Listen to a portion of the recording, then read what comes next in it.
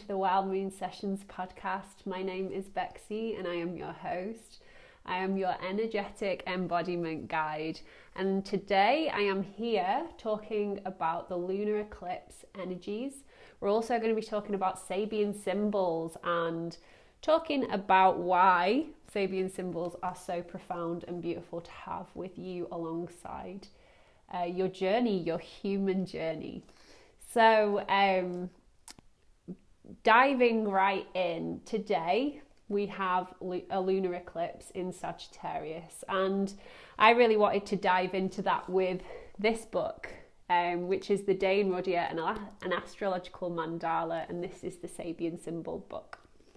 And I really love this book because it gives so much depth and so much quality and focus to current energies, but also your astrological mandala, your birth chart. And for anybody who doesn't know what that is, your astrological mandala can look like this, and essentially it's a map of where all of the planets were when you were born. And for anybody who's an astro nerd like me, it really gives you this really illustrious and this massive bit of sustenance for your soul, for your journey, and it really helps guide anybody who feels as though they are seeking more information and wanting to dive deeper in with themselves. You know, it's about a deeper practice with yourself. So the lunar eclipse, we have a beautiful lunar eclipse today. And for anybody who's unsure as to what that means, essentially, you know, in the night sky, we have this regulatory moon, sun, moon, and it keeps us regulated. It's a beautiful thing. The sun, our main star, and the moon, a very personal planet. Emotionally, that is very regulatory for us. And it has that balance. It's that darkness, light, all of that beautiful energy that we feel daily, and it's what makes our day. It's what curates our day. And when lunar eclipses and solar eclipses happen, essentially it is a visual illusion in the night sky and the day sky. And essentially it can feel, because these stars and the moon it's a personal energy, it can feel a little bit disruptive, because essentially the visual illusion is that the moon is sitting behind the sun, which is not necessarily the case, but you know, that's essentially, it's the moon is being eclipsed by the sun. And that disruption to the regulatory energy can feel a lot. It can feel unsteady. It can feel like you absolutely just need to let everything go and rest. You need to surrender to the process that is the eclipse season. The eclipse season happens twice a year, so these eclipse seasons allow us to kind of think, like, reflect on what's happened in the last 6 months for sure. And it also allows us to plant very fertile seeds for the next 6 months. So it's a point of reflection always. And specifically, you know, the lunar eclipse is all about that. If you have a relationship with the moon, you will understand this. But, you know, on the new moon, you can plant a lot of seeds for the next moon cycle. And it's a beautiful process to be able to do, to acknowledge this beautiful planet, which actually allows all of our plants to grow. It allows, you know, there are certain times to plant seeds, literally, because it helps them grow through the ground and illuminates them and pulls them up from the soil. So it's a better time of the month to actually plant them. And, you know, this mimics into our personal practice, like what you want to grow, So essentially, this lunar eclipse can feel very disruptive, and the eclipse season in general. It can also feel like, okay, I'm just going to rest. Like, I've been putting pressure on myself for whatever reason, or I've been feeling a lot and I really just need this time to rest, recuperate, rejuvenate and reflect. And I know that there is Mercury retrograde coming up as well, but that is a completely different conversation. That's definitely a reflective period for sure. But what I wanted to do today is really jump into the Astrological Mandala interpretation and reading for Sagittarius 5 degrees. So the reason why this book is so profound is that essentially a psychic divinated all of these symbols, and the symbols are like earthly understandings of what that degree is in the zodiac. So the zodiac has 360 degrees. We have 12 signs, and there are 30 degrees in each of the signs. So each of the degrees of each of the signs in this book has a symbol. And this is where it's really, really delicious, because it gives us a very channeled message for each of the degrees. So obviously the different transitions happen at different times of the years, and everybody has different points in the zodiac in their chart, which is what this is so beautiful for. It really gives so much depth and sustenance to your soul in so many different ways. And this book isn't very, very available anymore, so I feel really, really lucky to have this in my hand. You can see that I use this quite a lot. But it's a magical tool for us to really just ask questions, but also to relax into the knowing that it's already present, already present in you, already present in the world, already present in the universe, and it's just being mirrored back to you, which is the beauty of the human beauty way. So, I've gone past it.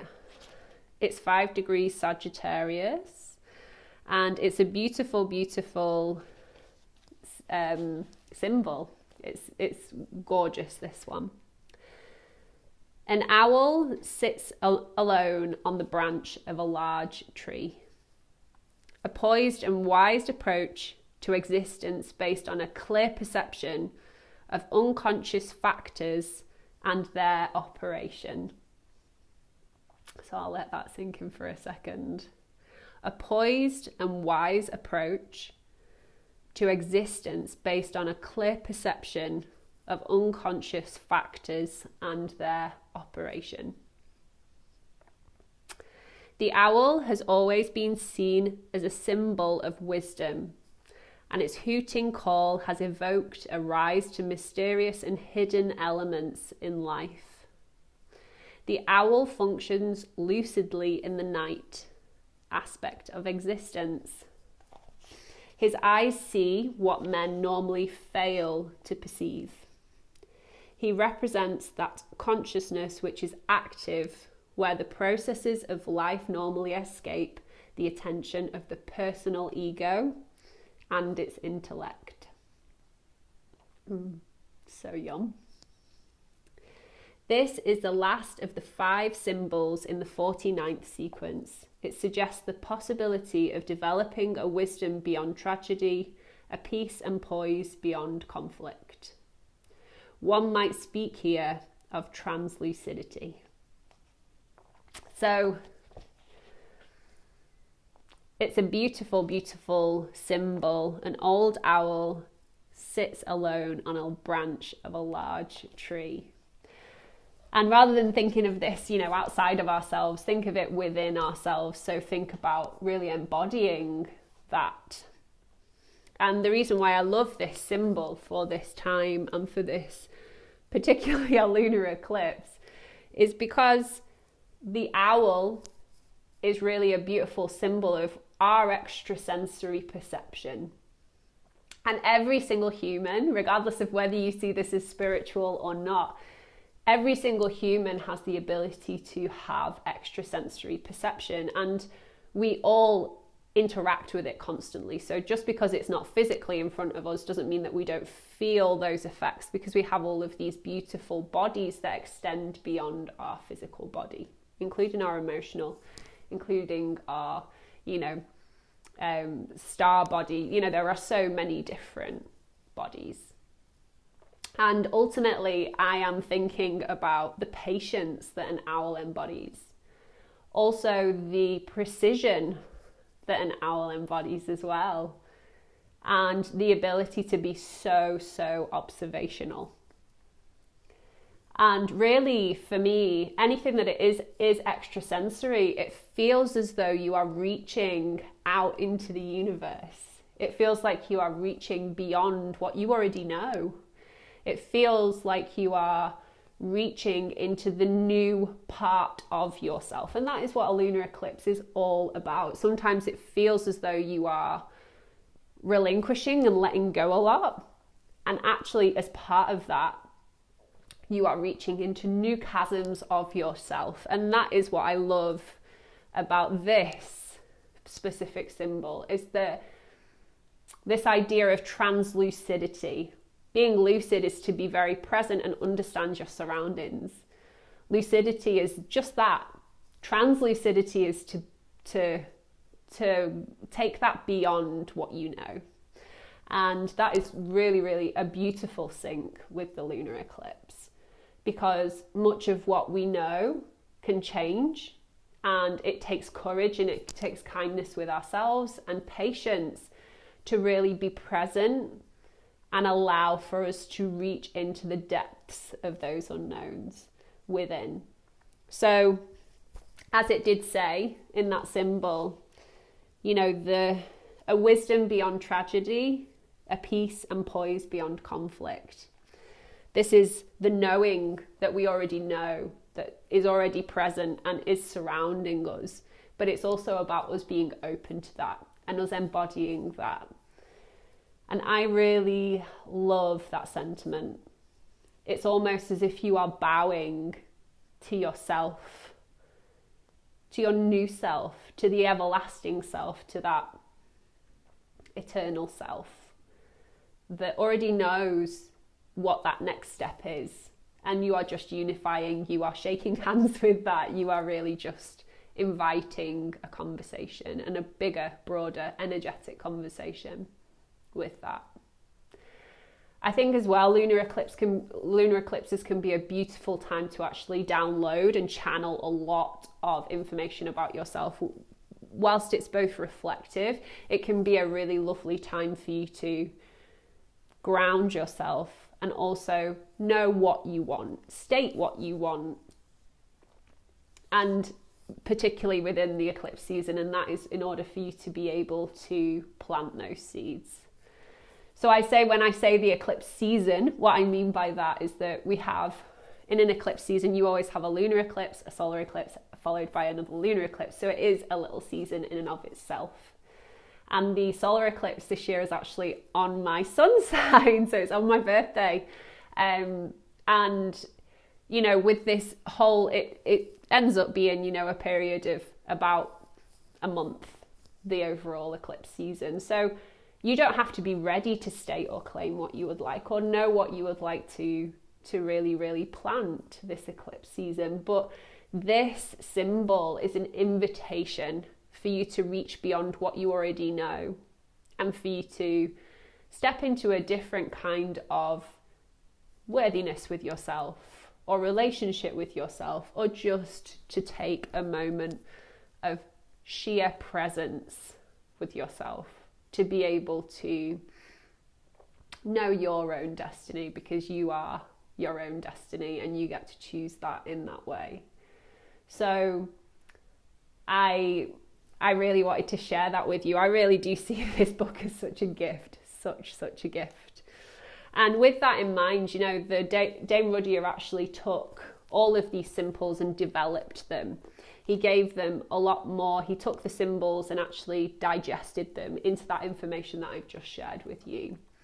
And this is why I think that Sabian symbols are so important, because actually for anybody who loves astrology, for anybody who's ever been curious about astrology, or for anybody who just loves their sun sign or loves their process with it and being able to relate to all of this astrological wisdom, Sabian symbols are beautiful. They are such a beautiful addition to have to your astrological birth chart, and it's something that I do offer. I do offer Sabian symbol readings for you, for your birth chart, for you to really, really sink into that knowledge that you already have, that is already residing within you, but it's just another way to access it, essentially. So the Sabian Symbol Reading comes with a whole host of information. It's your entire birth chart. There's also elemental signatures, and essentially what it does, I don't know from anybody else's experience with astrology and learning astrology, there are a lot of things I feel like it's a lifetime kind of subject. You are constantly processing and learning new things. And I remember when I first came to astrology, I really am inspired by Kaipacha. I mean, Kaipacha, New Paradigm Astrology, inspired me to get this book. And I've been on a couple of his courses. And I really enjoy the fact that there is such a science and an art form to astrology. And I also love the fact that when you go to the Sabian symbols, they are like an energetic download. So rather than feeling like you have to map out, okay, so it's Mars and what house is it in and what sign is it in and how does that correspond to all of these other things, I really feel like the Sabian symbols give you a vision, they give you a picture, they give you a scenario, they give you a symbol to be able to feel into that astrological placement. So if it's Jupiter, it's about being able to, your Jupiter placement and your Sabian symbol that matches with that. It's about being able to do, when somebody says, do your Jupiter, what does that feel like for you? And I think that's something that I struggled with for a while. I was constantly trying to think about it, but actually these Sabian symbols allow me to feel it. And that's why I class these Sabian symbols as an offering, because actually this is a piece of wisdom that is inherent in you. It's just that you can take it around with yourself and constantly refer back to it throughout your journey. And like I say, it is more of that sort of energetic download. It's like, how does that feel in my body? You know, it kind of cuts through the very thought out process. I'm a Gemini. I'm a Gemini sun. I have a stellium in Gemini, and I have a lot of that, you know. I have a lot of thought process to do with things, and sometimes it's helpful and sometimes it's not. And I find the Sabian symbols to be incredibly grounding, because they give you that energetic download, but also a sense of focus around how this energy arrives in your energetic field. Is it a personal planet? Is it in my body? You know, it really gives you such sustenance to be able to do that. So these Sabian symbols come with like a whole package of gorgeousness, but essentially it really gives you every single, it gives you the midheaven, it gives you north node of the moon, it gives every single placement, and then also around your birth chart, the key words that are most important to that planet. So it gives you a different way to be able to relate to your birth chart. So if you are an astro nerd and you love it, then get in touch, because I'd love to be able to offer one of these Sabian symbol readings to you. They are £66 currently, and you can click my Linktree link, and all you have to do is fill out a form. If you are an international, you are beyond the UK, and I can facilitate you receiving your package and all of this juicy, yummy information, which you can take everywhere with you. And I just want to give a big shout out to anybody who has already requested one of those. I love to be able to offer and serve this to you, because like I say, these books are few and far between now, and I felt so nourished by it. So I'm so glad that I can actually offer this to people for their own, you know, for their own growth. There is also a lunation cycle book for anybody who's massively into moon energy. Written by Dane Rudyhar again, but it talks about the cyclical lunation cycle and what that kind of can add to your birth chart, and how that the phase of the moon can really inform sort of the feeling of your moon placement, and beyond that, you know, the way that you emotionally process and what you're working towards, etc. So if you do have any questions, please pop them in the comments below. And I wish you the most easeful lunar eclipse and eclipse season generally. And I really really encourage anyone to just take yourself out in nature, get yourself off your technology, whatever that feels like for you, and really just give yourself that presence to sink into that translucid state. So that human experience that we all have. We all have this beautiful, extensive experience that goes beyond our daily life, and it already is in our daily life. We just have to be open to it, and often we just need quiet and patience and presence in order to do that. So I wish you all of the love, all of the ease, all of the softening during this beautiful time. And until next time, take care of you, and we will see you on episode 6. Take care of you, and make sure you hit subscribe below to support this community. I appreciate you. Thank you for you. Thank you for listening. Thank you for your time, and take care of you.